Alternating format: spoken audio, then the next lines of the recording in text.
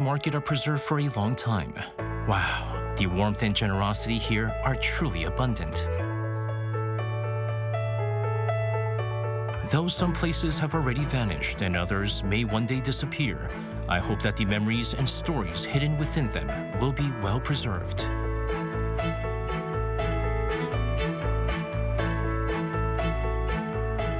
어느 순간 사라짐이 익숙한 시대에 살고 있다는 생각을 해봤습니다. 새롭게 변화하고 바뀌는 건 막을 순 없지만 그 변화하는 흐름을 기록하는 건 저희의 몫인 것 같습니다. 자, 그럼 저와 함께 그리운 그곳으로 떠나보시겠습니다. One day, when I look back, I would be so glad if the space filled with my memories still exists just as it is. Here, Gaepodong is an old bookstore where residents continue to visit. This place exudes the simplicity and warmth of a neighborhood bookstore, standing unchanged through the passage of time. Especially tucked away in one corner is a space filled with secondhand books. I ventured up to this attic-like spot, overflowing with nostalgic memories.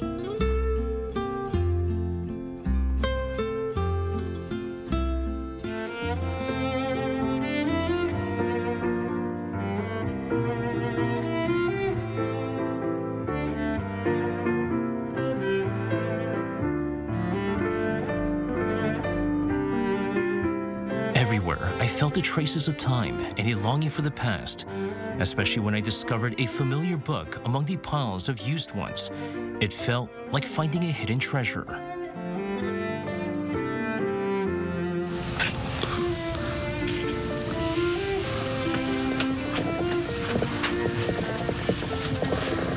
각종 취미 서적부터 해갖고 아주 다양하게 책들이 있습니다. 이야. 삼국유사,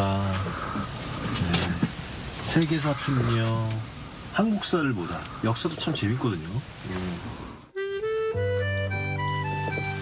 참 이게 헌책방을 방문하면 참 특이한 점이 여러분 여기 보시면 이렇게 자기가 책들이 놓여지고 싶은 대로 막 들쑥날쑥 여기저기 이렇게 막 놓여져 있습니다. 위치가. 여기도 마찬가지고요. 네, 보통 요즘 대형 서점 가면은 다 이제 이렇게 뭐 카테고리 형식으로 해갖고 다 이렇게 잘 정렬돼 있잖아요. 그러니까 이게 참 이런 것들이 헌책방이 주는 참 또 정감 가는 모습이 아닐까. 네.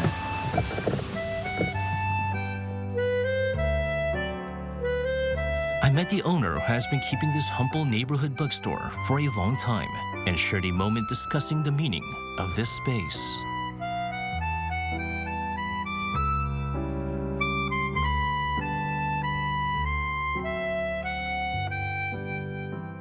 선생님, 안녕하세요. 네, 안녕하세요. 예. 제가 개포동을 이렇게 이제 돌아다니면서 보다가 여기 그 아주 오래된 책방이 있다고 그래갖고 들리게 됐는데 여기가 예전에는 이제 여기 주민분들한테는 개포 헌책방 예. 그렇게 알려졌고 지금은 이제 상호명이 서적 백화점으로 돼 있더라고요. 예, 맞습니다. 예. 여기 상당히 오래돼 보이는데 여신 지가 얼마나 되셨나요? 1987년도에 87년이요? 예, 개업을 했었고요. 와. 그럼 한 몇십 년 된 겁니까? 한 37년 37년 정도 됐습니다. 네. 네. 이 헌책방은 주로 어떤 분들이 많이 오고 가시나요? 뭐 주변 주민들, 뭐 학생들 다 이용을 하는 거고요. 이제 현재는 이제 예전에 뭐 10년 전, 20년, 30년 전에 학생이었던 분들이 지금 이제 학부모가 돼서 이제 아이들 책 사러 오시고 그렇습니다. 제가 아까 저도 이제 막 여기 막 보면서 책을 보면서 이제 어떤 한 학부모님이신 것 같아요. 예. 어머님이 이제 자기 자녀한테 책을 권해주고 싶어서 사장님한테 여쭤봤더니 몇 학년인데 물어봤더니 단번에 책을 딱 권해주시더라고요. 그런 모습도 참 신기하더라고요. 일단은 책이 이제 뭐 일단 좋은 책을 많이 추천을 받아도 네. 우리 아이 이제 잘 맞는 책을 이제 선택을 해야 되니까 네. 우리 아이 연령에 잘 맞고 우리 아이 수준에 잘 맞는 책을 이제 선택을 해야 되니까 이제 그 가이드만 제가 해드리는 겁니다. 아니 근데 너무 친절하게 잘 설명해 주시니까 아까 그 어머님이 맞아요 공감하시면서 그래서 한번 아이한테 먼저 보여주고 구매해도 되겠냐고 막 이렇게 여쭤보시는 게 참 이게 다른 어떤 대형 서점에서는 이제 볼 수 없는 그런 광경인 것 같아요. 예. 사장님이 너무 친절해 주시고. 네. 예. 이제 사장님께서 여기는 지금 이 주변에 이제 여기 구마을 개포동 구마을이 있고 또 그 주변은 이제 다 재개발이 돼서 이제 새로운 이제 신도시로 이렇게 좀 변화하고 있는데 이 개포동 이 동네 주민분들은 여기 서석백화점을 어떻게 생각하고 있을까요? 뭐 개개인마다 다 다르긴 하겠는데 예, 우선 뭐 저와 같은 느낌이라면은 추억의 공간으로서 제일 많이 일단 느끼고 있을 것 같고요.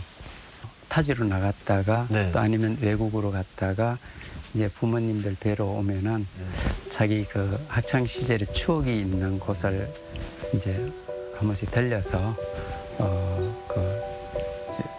추억의 정을 느끼고 가시는 분들도 있고 일부러 찾아오시는 분들이 꽤 많아요.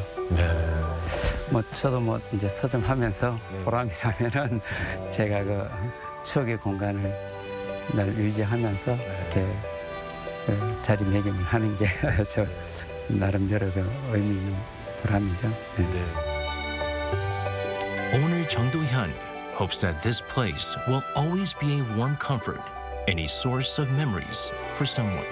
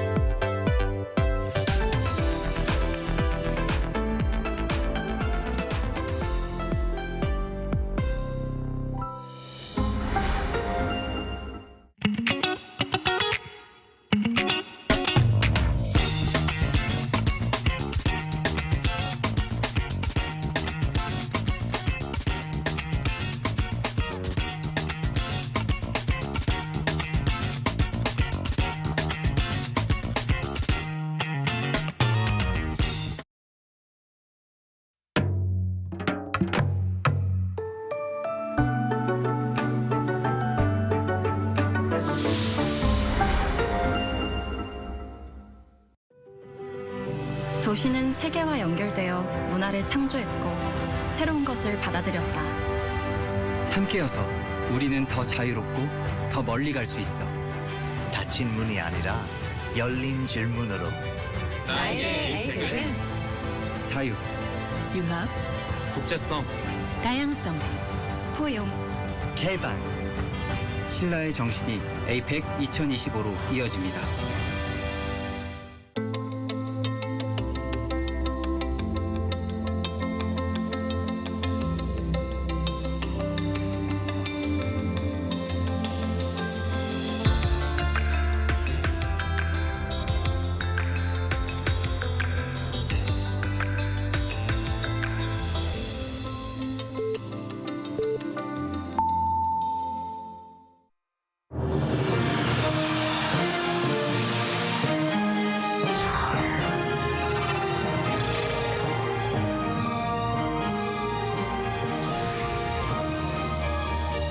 Hello and welcome to our morning edition of Arirang News.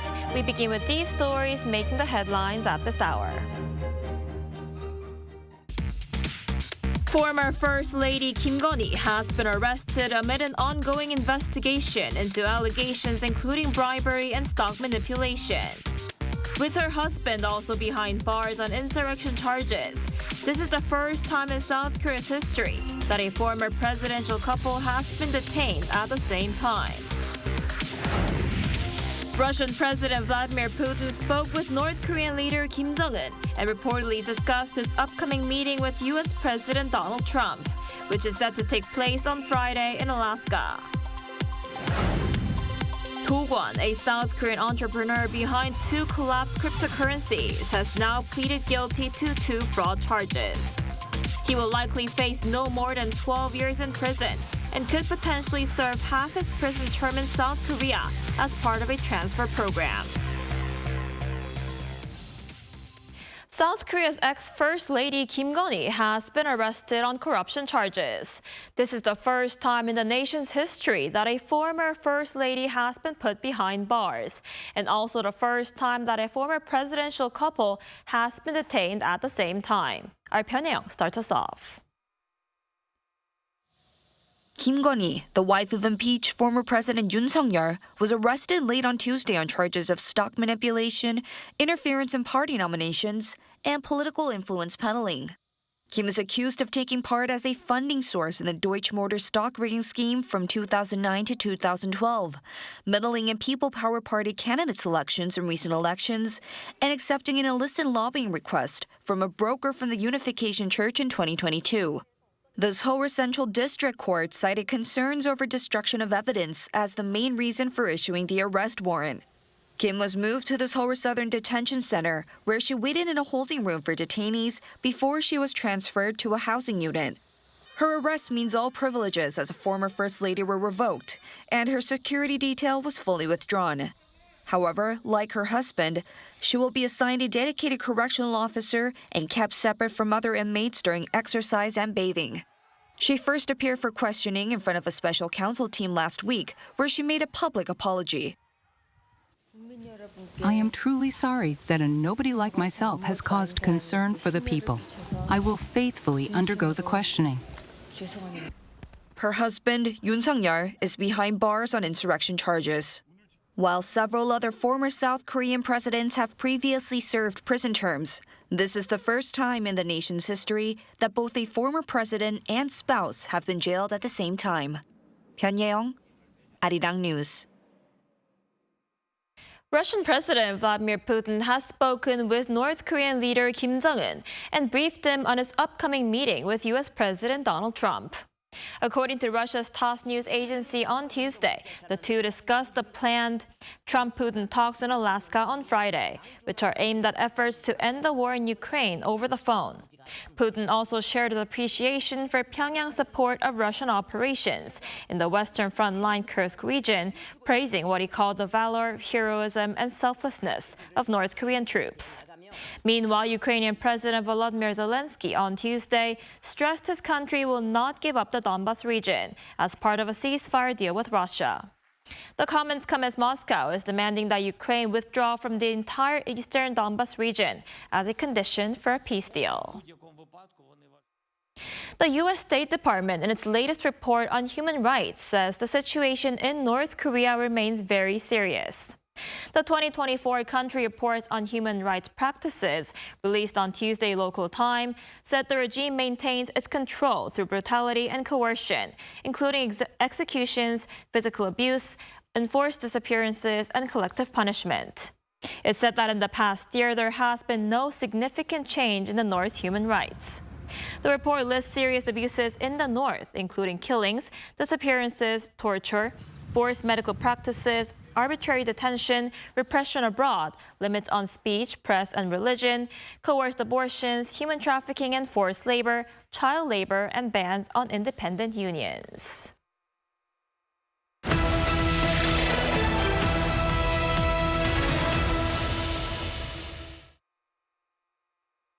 In part 2 of our interview, the CSIS Korea chair weighs in on the prospects for a summit between Trump and North Korea's Kim Jong-un and the issues that could define it.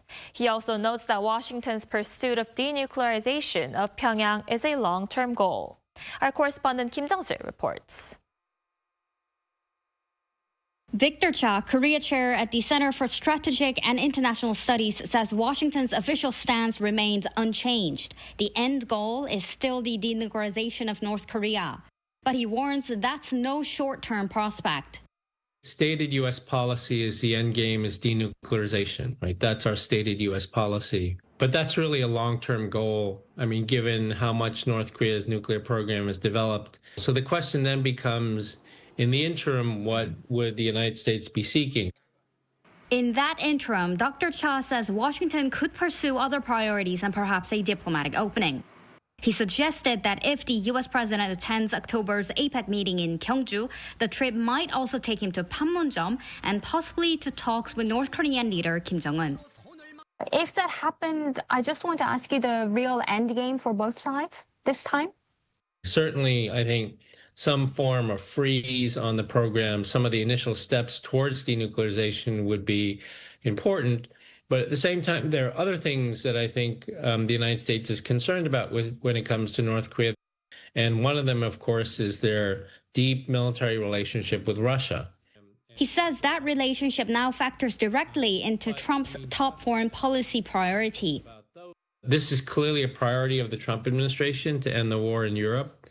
And North Korea now plays a role in that. So one wonders whether that will become a high priority issue if President Trump meets the leader of North Korea. But Pyongyang has set its own terms for any meeting. In a recent statement, Kim Yo-jong, the powerful sister of North Korea's leader, rejected any challenge to the regime's nuclear weapons status. She made very clear that any meeting between the two leaders will be as de facto recognized nuclear weapon state. So that is a condition that they've laid out for meeting, and I think it's one that the Trump administration has to determine whether they're willing to meet that condition or not. Dr. Cha says a Trump-Kim meeting could sideline denuclearization issues for others, such as Pyongyang's military ties with Moscow or stopping North Korea from helping rebuild Iran's nuclear program. But as we've seen with this president, in the end, he makes the decision. And as far as we know, he won't make that decision until he walks into the room with Kim. For now, all eyes are on what Trump decides when and if he meets Kim. Kim Jong-sil, Arirang News. With a summit between the presidents of South Korea and the United States scheduled for August 25th, eyes are now on what issues will be on the table. For now, security and trade are expected to top the agenda. Our Park Kwon has more. As the Korea-U.S. summit approaches later this month, speculation is mounting over the possible agenda items. One is security, including modernizing the alliance, which could involve changes to the size and role of the U.S. forces Korea, increasing defense spending, and greater strategic flexibility. This comes after remarks last week from USFK Commander Xavier Brunson, who cited evolving security threats, including from the North's nuclear program expansion. Asked about a potential troop reduction, he stressed capability over numbers. Observers are watching how much Seoul can concede, as fully rejecting U.S. requests may be difficult while maintaining stability on the peninsula. The Washington Post also reported that the U.S. initially sought to raise Korea's defense spending from 2.6% to 3.8% of GDP, along with boosting Seoul's annual cost-sharing payments for U.S. troops. Another expected key item is finalizing details of Korea's $350 billion investment pledge made during tariff negotiations. About $150 billion is expected to go toward the Mascot project, possibly through acquiring and operating U.S. shipyards and building and supplying naval and commercial vessels. The rest would possibly be invested more broadly in sectors such as chips and batteries. Specific investment sectors and timelines for implementation are expected to be discussed. Talks may also touch on non-tariff barriers, from the possible allowance of agriculture and beef imports to digital trade issues. With about 2 weeks remaining, the summit is expected to tackle these issues with the hope of concluding the talks with constructive outcomes for both sides. Park Kwon, Arirang News.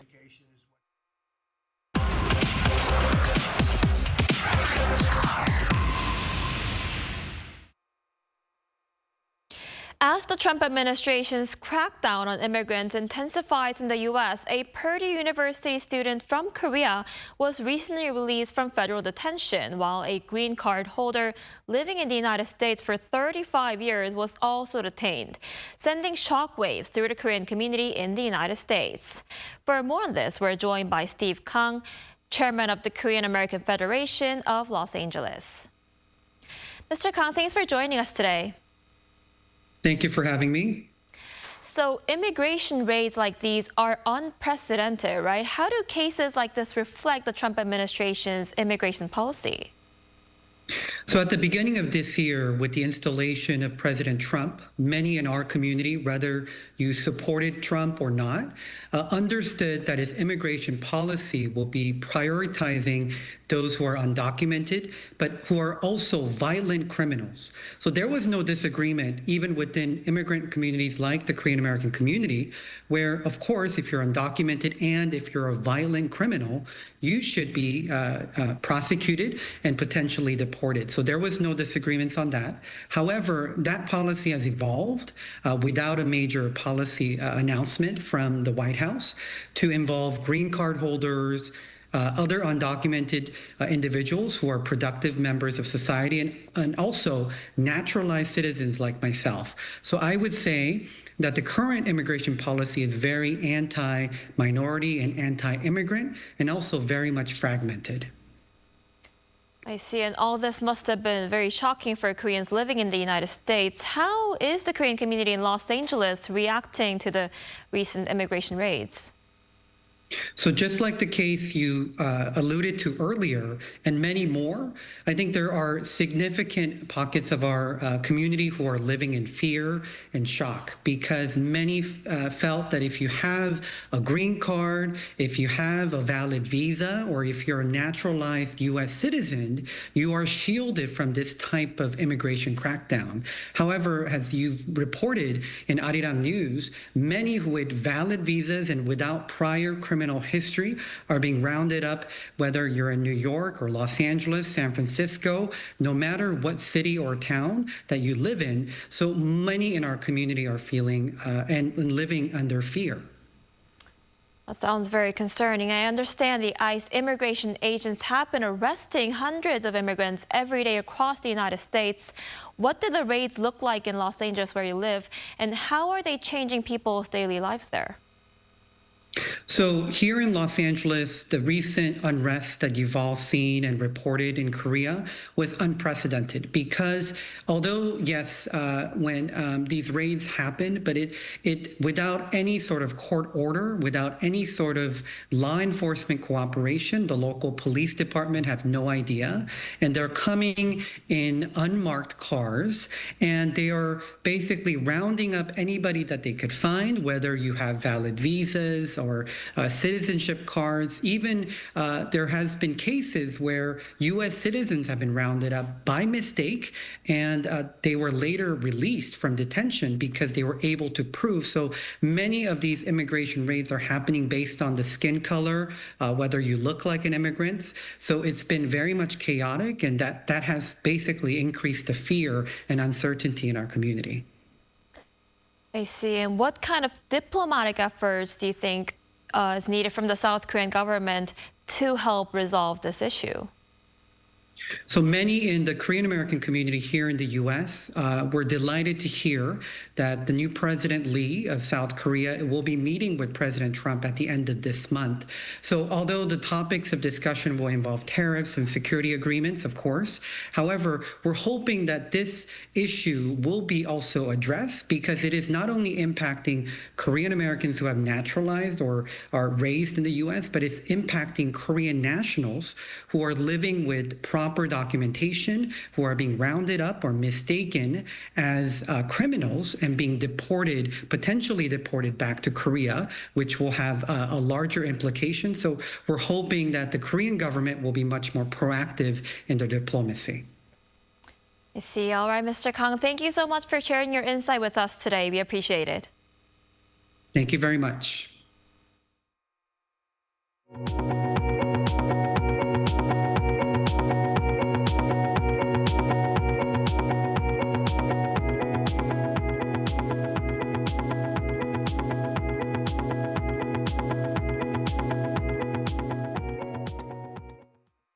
Disgraced cryptocurrency mogul Kwon has pleaded guilty in the United States to 2 fraud charges. With the plea deal, Kwon is expected to face no more than 12 years in prison, with half of his sentence potentially behind bars in South Korea. Our Lee Seung-jae has more.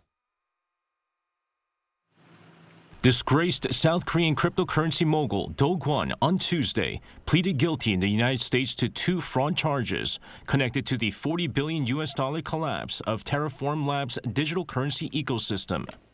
The 33-year-old entered the plea at a Manhattan federal court, where under the deal with prosecutors, Kwon will face no more than 12 years in prison if he abides by the agreement. This is despite 9 charges he was facing under the indictment and sentencing guidelines calling for roughly 25 years in prison. Sentencing is scheduled for December 11th. Also, as part of the plea deal, Kwon admitted to conspiring to commit commodities, securities, and wire fraud. He will also forfeit over $19 million, proceeds authorities say were illegally gained. Kwon will also relinquish his stake in Terraform and its cryptocurrencies. Meanwhile, if Kwon serves half his sentence and meets all conditions of the plea bargain, the U.S. Justice Department will support his request to transfer to South Korea under the International Prisoner Transfer Program. Kwon has long requested that he be extradited to his home country to serve prison time in South Korea. However, he also faces separate criminal charges in South Korea. Kwon co-founded Terraform Labs in 2018, developing the so-called stablecoin Terra-USD, pegged to the US dollar to avoid price swings. But in 2022, the token's value collapsed, wiping out about $40 billion from Terra-USD and its sister coin Luna, leaving investors around the world with major losses. 이승재, Arirang News.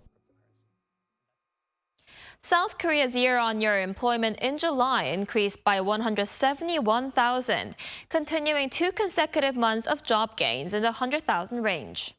According to Statistics Korea on Wednesday, the employment rate for July rose by 0.1% to hit a record 63.4%. However, manufacturing and construction sectors continue to see job losses, down 78,000 and 92,000 respectively.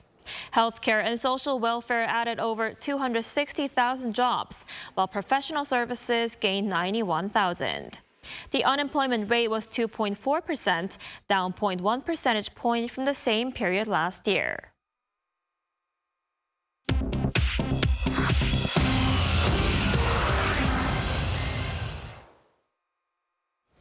Good morning, I'm Choi Ji-hee, and this is The World Now. From Spain to the Balkans, a severe heat wave is driving temperatures above 40 degrees Celsius, and fires have broken out across southern Europe, resulting in 3 deaths and forcing thousands to evacuate. In Spain, a wildfire near Madrid resulted in 1 death late Monday and forced the evacuation of 180 people. Another person died fighting fires in northwest Spain, while in southern Spain's Cadiz region, over 2,000 tourists and residents were evacuated from hotels and beaches as a fast-moving blaze filled the skies with black smoke. Spain's military said on Tuesday that nearly 1,000 soldiers have been deployed to combat wildfires across the country. Greece, which is facing more than 100 wildfires, has requested emergency assistance, including water-dropping planes from the European Union Civil Protection Mechanism. Wildfires have broken out in several other countries. One person fighting fires in Montenegro died when a water tanker overturned, while in Turkey, around 50,000 people have been evacuated due to fires.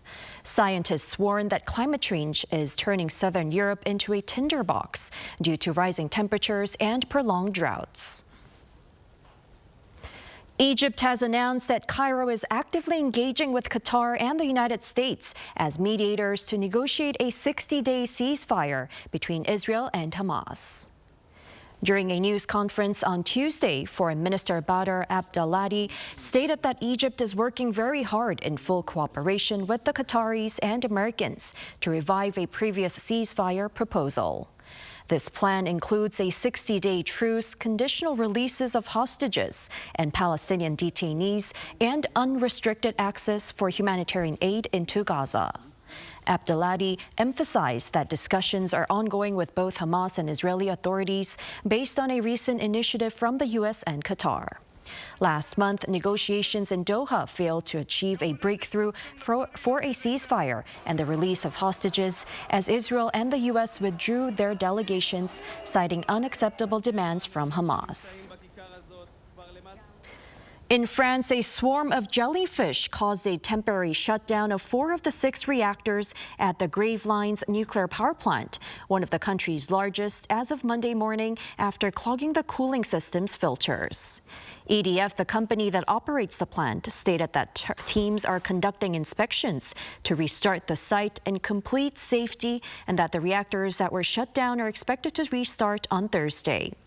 While the company reassured that no safety or environmental risks were linked to the incident, experts warn that an increase in jellyfish blooms exacerbated by climate change is increasing the risk of power plant interruptions.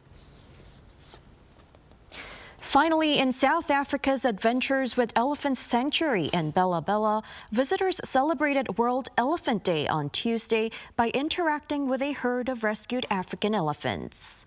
As part of what was described as a rare and respectful opportunity to connect with the animals firsthand, visitors had the chance to feed and touch the largest mammals on Earth. A special tour commemorating the day also included the reserve's educational team, which informed visitors about the history of elephants and emphasized their intelligence and memory.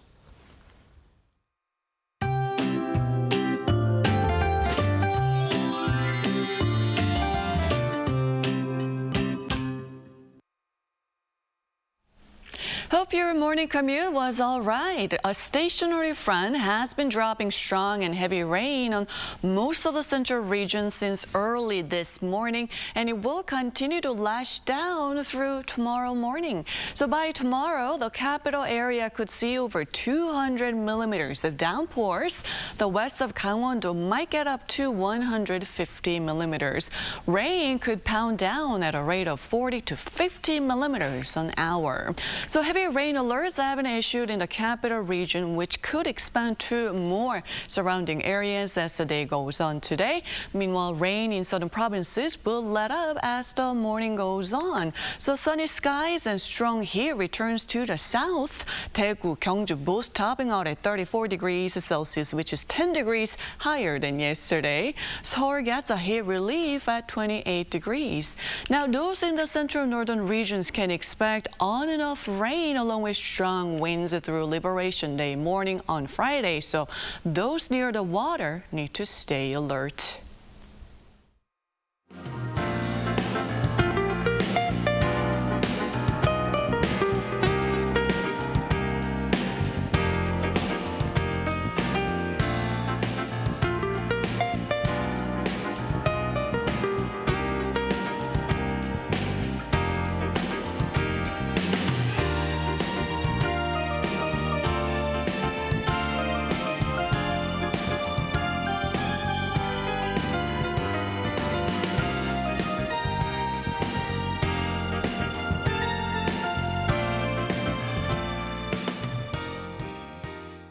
That's all we have for this morning. Arirang News will be back at 5 p.m. Korea time. Thanks for watching.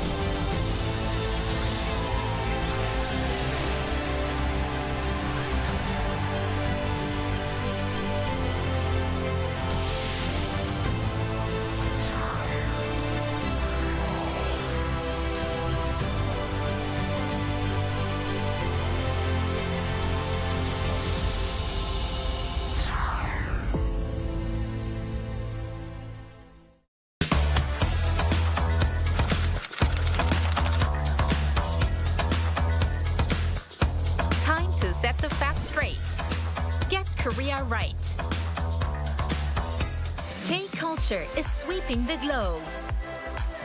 K-pop, K-drama, K-movie, K-food, and even K-beauty.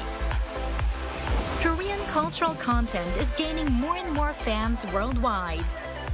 It's indeed the golden age of K-culture.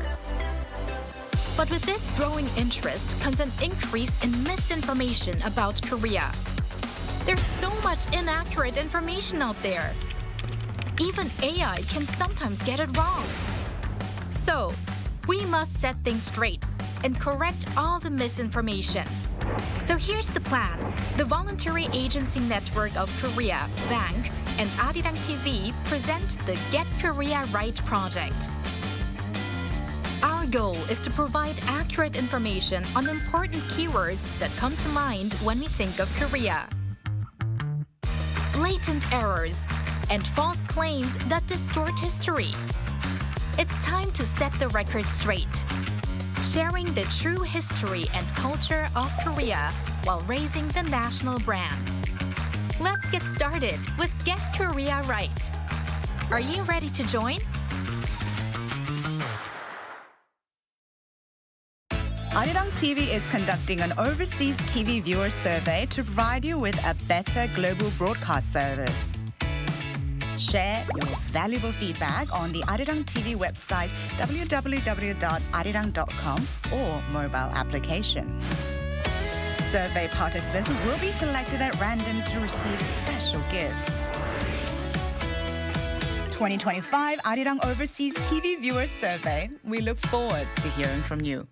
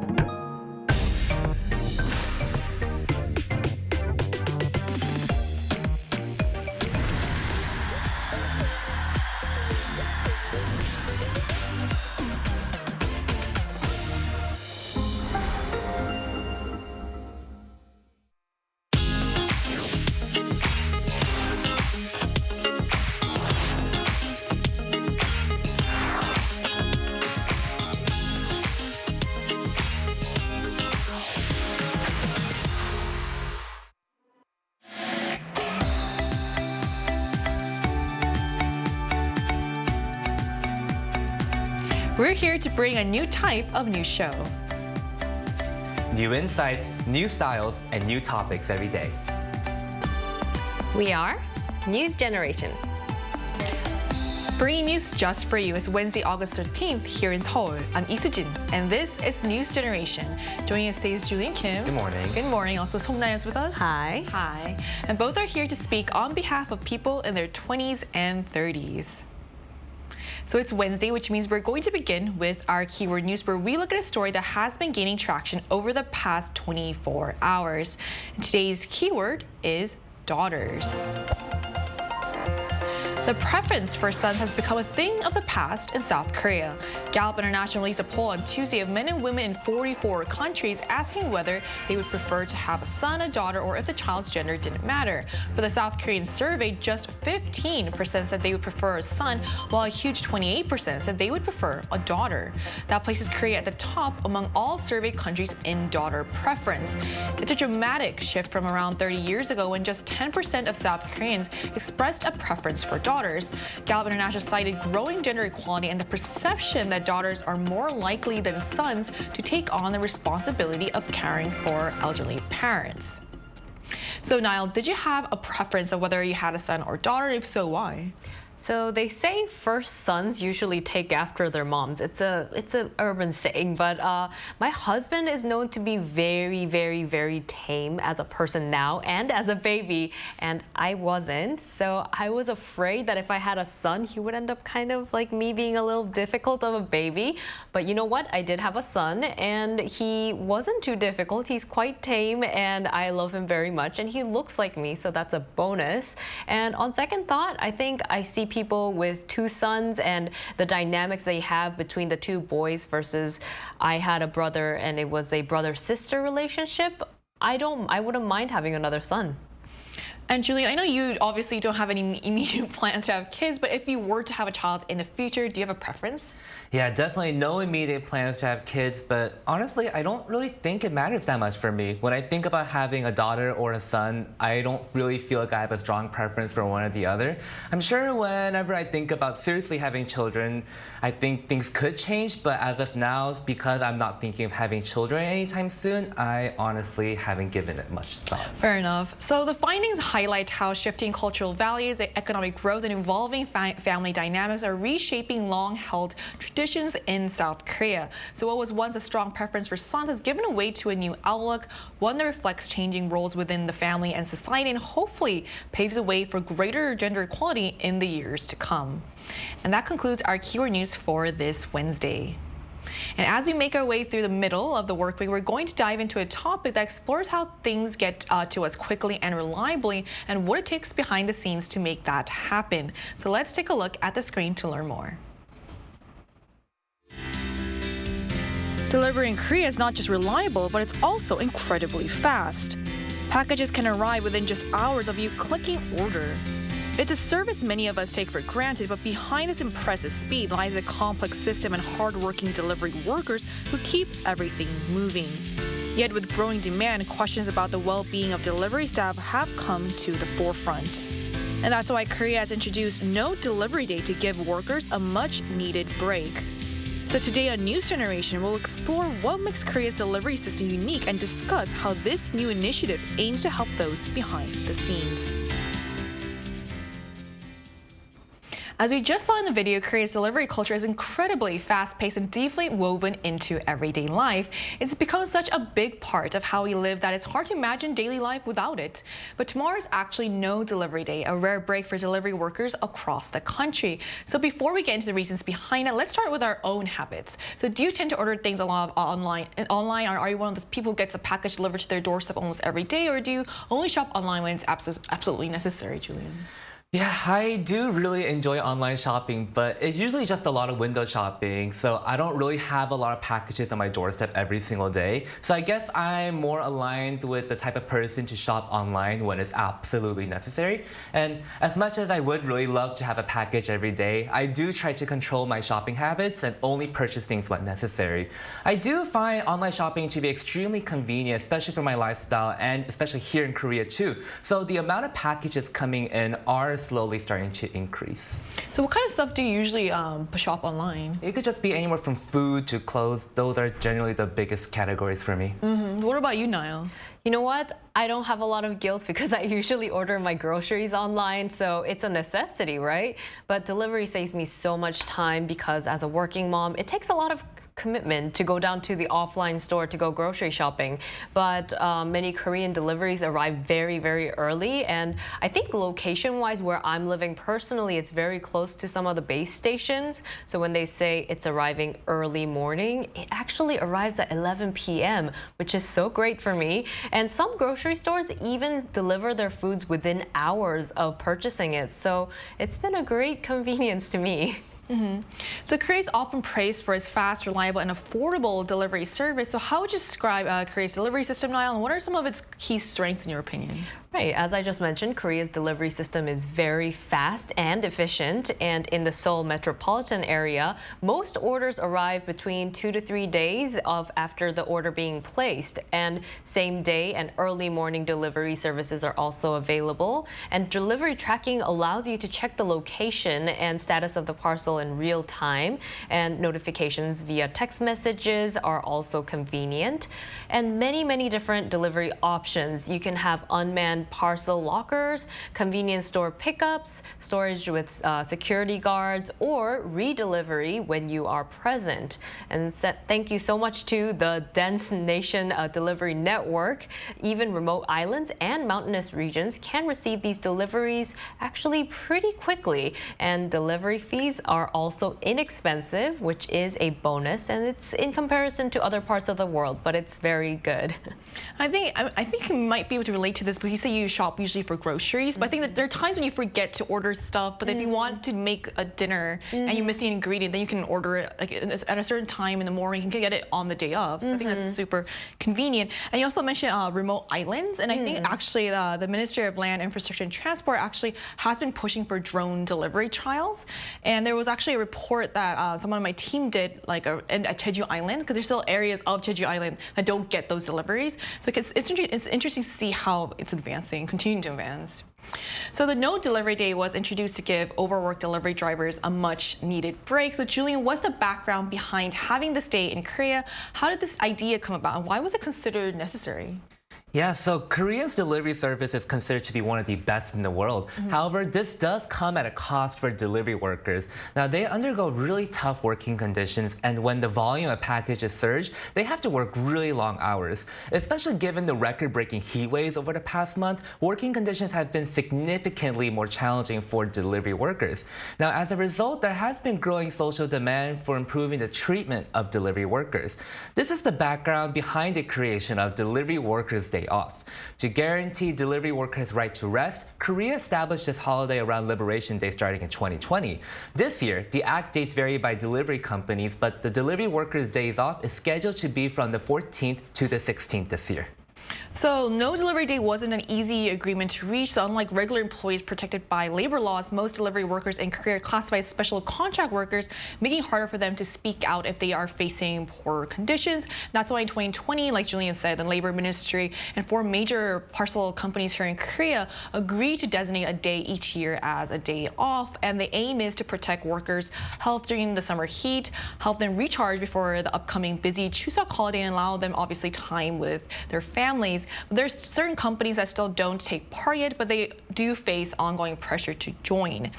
So what do you think about setting a day with no parcel deliveries? Do you think it's a good idea, Julian?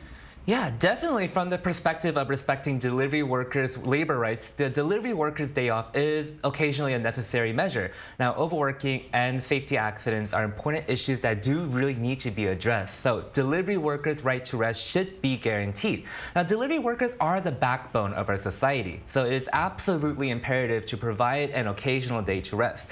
They work late in the night and also during holidays, ensuring that we get our packages on time. So, I think it's fair to give them an occasional break to rest. I agree. But on the flip side, Niall, do you think consumers might find it inconvenient to have a day without deliveries? And what about the drivers themselves?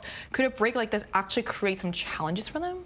Right. I think it's different depending on the consumer, but for small business owners who depend on these fast deliveries, it can be difficult, especially when it comes to fresh produce that could cause some damage for their small businesses. But on a personal, individual consumer's perspective, it may be an inconvenient idea, but if someone is that desperate to get something that quickly, there are other services and measures to be taken. And to be completely honest, there's one unfortunate day that falls on that day where there's no delivery. I feel like that happens maybe once or twice a year. And if that's what it takes to give these men, the workers who are needing the break, so be it. I think that's what we need to make a better environment for them to work. But you're right. I think overall, people who are working as freelancers who need to earn that money that specific day, it's not convenient for them to have that day taken away from them.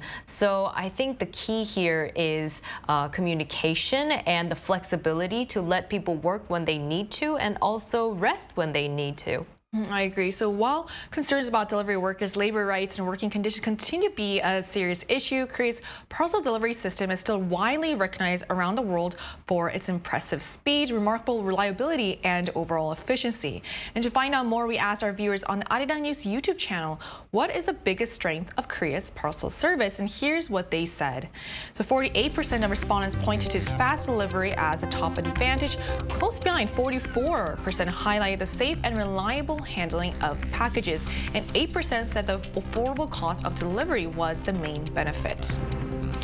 So fast delivery is seen as the biggest perk of Korea's delivery service, but to learn more about how delivery systems compare worldwide and to hear different perspectives, we're going to speak to a young person from India who will share their experiences and thoughts on this. So that conversation will take up right after the break, so don't go anywhere.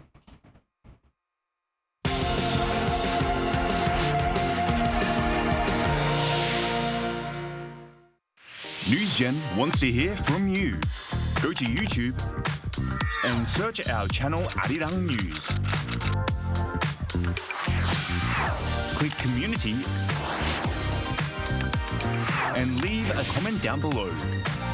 Make a new type of news with us. Joining us today is Bakia, who's a student at university here in Korea. So hi Bakia, thank you so much for connecting with us today. You're back home in India for summer break right now, right? Yes. Hi, thank you so much for having me. Thank you for coming in. So how does a parcel delivery system work here in your country? I think the parcel delivery system here works almost the same as in Korea. We have app dedicated services.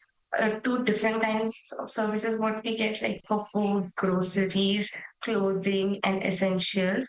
We just have to order it on the app and it gets delivered to your doorstep. Like if I have to compare, then like Korea has Coupang, we have Amazon, and the delivery takes almost 2 to 3 days. And if you want faster delivery, you have to either pay extra or have Prime subscription.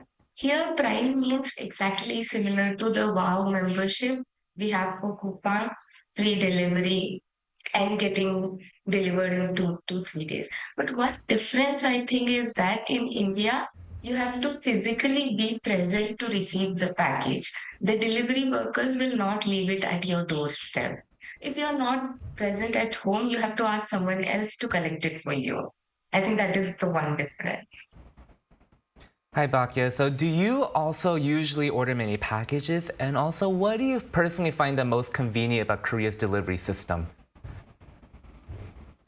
Surprisingly, I order more when I'm in Korea compared to when I'm in India because it's so convenient and easy. So I order it a lot more in Korea. And the most convenient part is definitely its very fast delivery and also how reliable it is. We Indians often have trust issues. That's why we also have cash on delivery. So whenever we order, we see the product, we got the correct product, and then we pay. But when I came to Korea, I got used to trusting the delivery so much that we pay beforehand. So I think how reliable it is and how fast it is. And also my favorite is the rocket delivery one. When I sometimes forget to order essentials and remember at night and then order, and before even I wake up, my vegetables and groceries are already there at the doorstep. I think I love that part. That's great. I love that part as well. What are your thoughts on Korea's No Delivery Day, a day that no parcels are delivered to give these workers a break? I think it's great. I think Korea starting this initiative is a great thing because, as mentioned, Korea is known for its very fast delivery and how reliable it is. And all the pressure falls on the delivery workers. They have to meet the deadlines. They are working tirelessly around the clock and going morning. So I think it's great that they get that 1 day break. And apart from break, it is also like seen as a recognition, a day of appreciation for them that we see your hard work, we appreciate your hard work. So I think it's great. We in India don't have any such day. So I hope we take inspiration from Korea and start this day. So I think it's a great initiative. Great. All right, thank you so much for sharing your insight with us today. Thank you so much for having me. Have a good day. So we just heard from a young person from India who shared her perspective and her personal experience with delivery services in her country and in Korea. So of course, delivery systems vary a lot around the world. So if we take the U.S. as an example, deliveries can sometimes take days, even weeks, and package tracking also works differently. So how does that compare with what we see here in Korea, Julian? Yeah, so deliveries in the U.S. can sometimes take days or even weeks, especially for more rural areas in the country. However, from my own personal experience, it doesn't take weeks for packages to get delivered. And I've actually found package tracking to be generally accurate and helpful. But I should mention this is coming from someone who lived in Los Angeles, an extremely urban area with large ports that are well connected to every single country in the world. In general, my experience with delivery services has been honestly pretty good. Usually it takes about 1 to 2 days for my packages to come, and the most I've ever had to wait was a week. Now, this isn't exactly the same as delivery, but we Americans do enjoy drive-up pickup services where they can just go to the store in the parking lot and get what we need placed in our cars without even having to leave our car, turning the engine off. Although not exactly the same as same-day delivery, I do find the service to be pretty convenient. I can just order groceries quickly or other daily necessities very fast, and I can pick it up on my way home within an hour. However, when it comes to delivery in comparison to Korea, I do find it to be significantly faster in Korea. This is largely due to the fact that I now live in Seoul, and Korea has a really dense logistic network, unlike in the U.S., where it's generally more spread out. So I've never actually heard of pickup deliveries before, so I'm guessing it's kind of similar to curbside delivery. Yes. So can you explain how that works real quick? Yeah, so curbside pickup is pretty seamless. You order something on an app or on your phone, and you just go to the store and tell them what car you're driving, and some employee will come in and get the stuff that you're ordering. So how soon do you have to order on your app before? From my experience, it shouldn't take more than an hour. And it works in big retail stores, yes, right? Yes. Oh, wow, that's really convenient. So, and logistics and infrastructure vary a lot around the world, making delivery services in some places more challenging. So now you used to live in Morocco. So how do delivery services work there, and how does it compare to the way people shop in Korea? Right. I actually haven't lived in Morocco or Kenya. It's been over 13 years, so I'm not really sure how things are right now. But back in the day, it was a little bit difficult to even get my post, especially when it came internationally. And when I lived in Kenya, I had to use a P.O. box. But these days, from what I hear, the big cities in Morocco and Kenya also do get their deliveries pretty smoothly within 2 to 3 days. But Koreans, there's definitely that 빨리빨리 spirit with that expectancy to get your post very quickly, and it's not just for the delivery itself, but for the returning of the parcel too. Korea is fairly small, as Julia mentioned, in landmass, so it makes it convenient to manage our parcels very quickly and efficiently. So Korea also has really unique aspects to its delivery culture. So what's one feature that might surprise people from other countries, Julian? Yeah, so I think people, especially back home in the U.S., will be shocked to learn that even if the delivery package is left in front of the house, no one typically takes it. So even if the recipient is not home, the package still stays on the doorstep without anyone stealing the package. Now, of course, there is still a likelihood that the package could be stolen, but Korea is generally well known for its safety, and many residents here don't usually worry about getting their packages stolen. Another thing that may surprise people is how popular getting groceries delivered here is, but I also do feel like it's another popular option abroad too. And also, I found that returning items in Korea to be a little more challenging than, let's say, back in the U.S. Because in Korea, some products may not fit the condition to be returned, while in America, they usually just accept any packages as long as within the time period that they allow.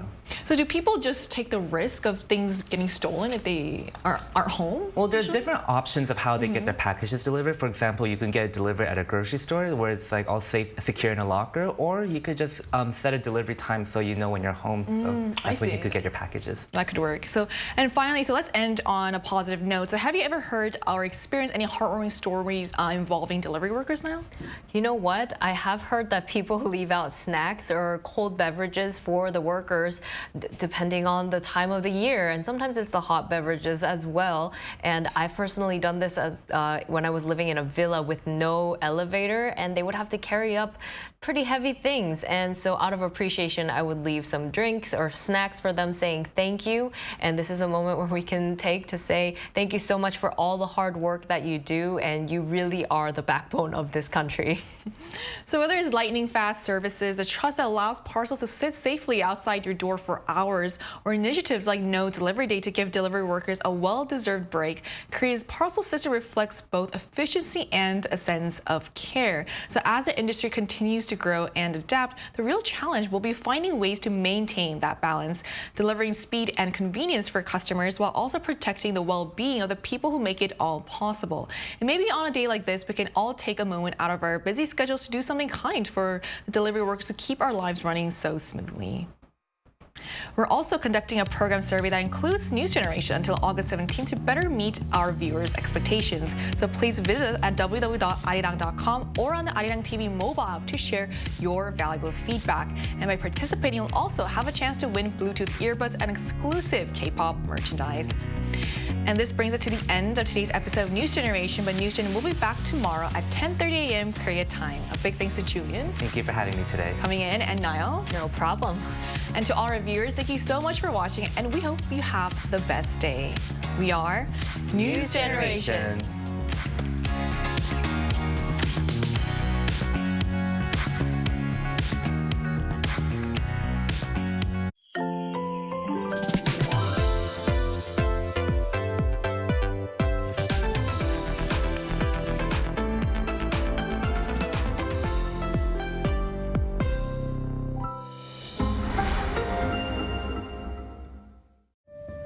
"2025 celebrates the 80th anniversary of liberation. A place filled with culture, history, and diverse experiences. This is the Independence Hall of Korea.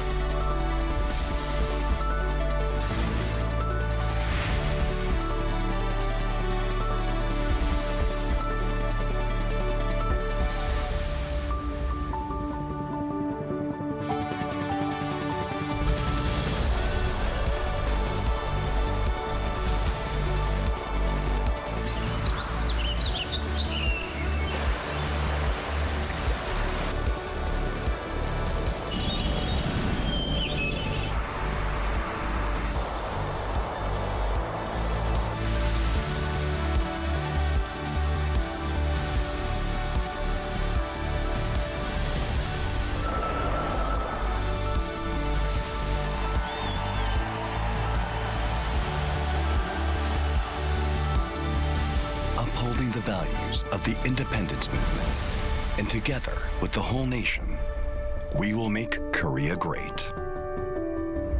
The Independence Hall of Korea. How to survive in Korea. Barbecue restaurants. Step 1.